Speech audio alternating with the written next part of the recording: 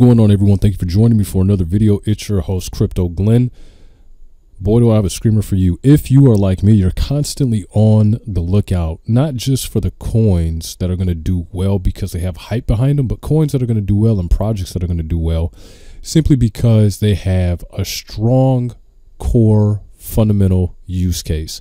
And that's one of the things that made me super excited for Supra Oracles. If you guys know me, you've been paying attention to my YouTube, my TikTok, you know I'm a huge fan of anything that's considered an infrastructure play, meaning if it's an oracle, there's a strong chance that I have it because I understand oracles are going to be super important in terms of bringing information from Web 2 world all the way over to the Web 3 world. If it's an indexer, if it's an API, there's a strong chance it's in my portfolio because, again, these kinds of projects are really what make crypto run. So when I first learned about Supra Oracles, I was very excited to get further into the ecosystem and really ecstatic when I learned that they've got this 400 million Supra Air token drop that's getting ready to be released, I believe, in July of 2024. I hopped on TikTok, started talking to you guys about it, tried to complete the KYC, and my account was actually resulted in a ban. Needless to say, this does not leave me with a very happy feeling. Hopped on the Discord. In fact, this is happening to a number of people who all seemingly had the same thing happen. So let me just tell you exactly what happened from my point of view. I jumped online. This is probably about Saturday night, Sunday, after I told my community about it, started doing the KYC. It didn't go through for whatever reason. I submitted it for a manual review. The manual review was taking a little bit longer than I would have liked. So I decided to make another account to try to say, okay, maybe the issue that I had with the KYC the first time can be rectified. You know, maybe the picture was blurry. I can just kind of resubmit. Nope, that didn't work. Ended up getting a ban, hopped in the Discord and, you know, really just trying to have a conversation with the mods here and just say, hey, you know, this is a project I'm really excited about. I've told my community about this. A lot of people have already took the necessary steps to sign up, start making their way through the mission so that they can start ranking up and earning their stars and really just putting themselves in contention for some of the rewards. Also trying to help the community succeed so that everybody can get the maximum amount of super tokens on launch. Told him what happened, and as I'm reading through the comments here, I believe one of the mods said we've got 1,000 tickets that are currently backlogged right now, so we just kind of have to wait and be patient. But you could see here, hey, I'm 18 years old, but when I do KYC, I'm getting banned. Why? Apply for the KYC. The document's a selfie I did. Take me a second to get banned. How do you check? Let's see here. Just kind of scrolling up. Tell me why I'm consistently banned during the verification. I already tried 4 times in 6 months. What's the reason? After verifying my KYC, my account was banned. What should I do? Right. So it seems like a lot of people that are trying to get KYCs for this are really just getting hit with a ban hammer. And yeah, I mean, it sucks, you know.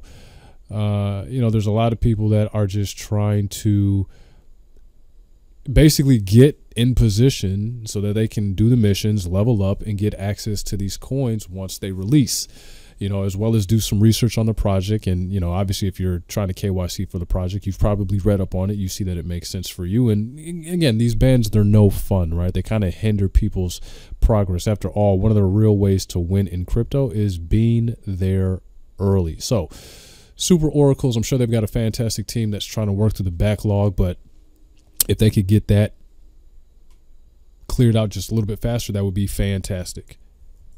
Next up, taking a look here at Bitcoin on the 4-hour. And I got to be honest, guys, it's not really looking so good for the home team. You know, I know that we're kind of on this upward trajectory when it comes to price, but if you're taking a look here at the TA, the illustrations that I have on my technical analysis chart right here, you'll see that, you know, we've come across this line at resistance at about 38, you know, 3, maybe 4 times, and currently we're getting rejected off of it.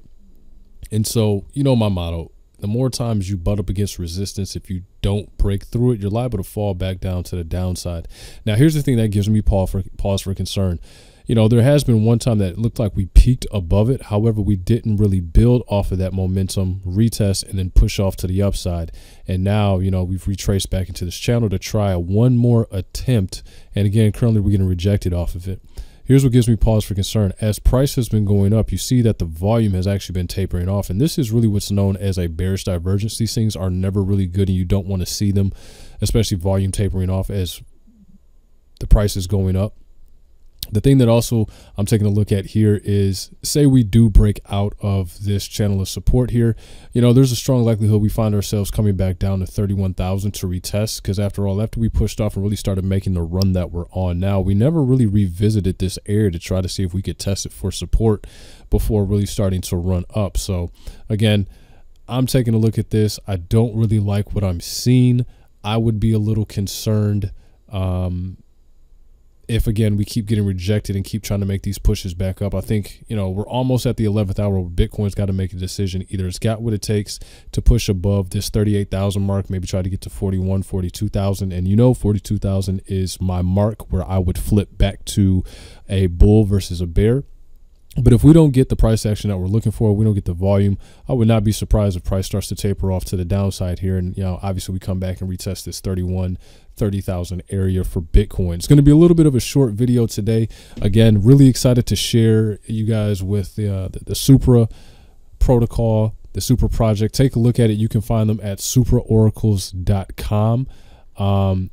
And again, I really like what they're trying to do. This is going to be a project that's going to touch a lot of different sectors in crypto, just the traditional stuff that oracles normally do. They're going to be in gaming. They're going to be in DeFi. And I think, again, they're going to have a pretty large use case. You can kind of take a look and see some of their partners that are down here. Already they're running Oracle data feeds for around 40 plus networks, which is super, super attractive. Even, you take a look at Arbitrum here. You take a look at AVAX. You take a look at Polygon. These are some of the cryptocurrencies that have been doing exceptionally well here in the interim. So it's good to see that they're aligned with a winner. We're going to be doing a more proper deep dive on Supra and dissect it properly. So if you guys have any questions on this, leave them in the comment section below, and I'll be happy to answer them in a future video. See you guys in the next one. Peace.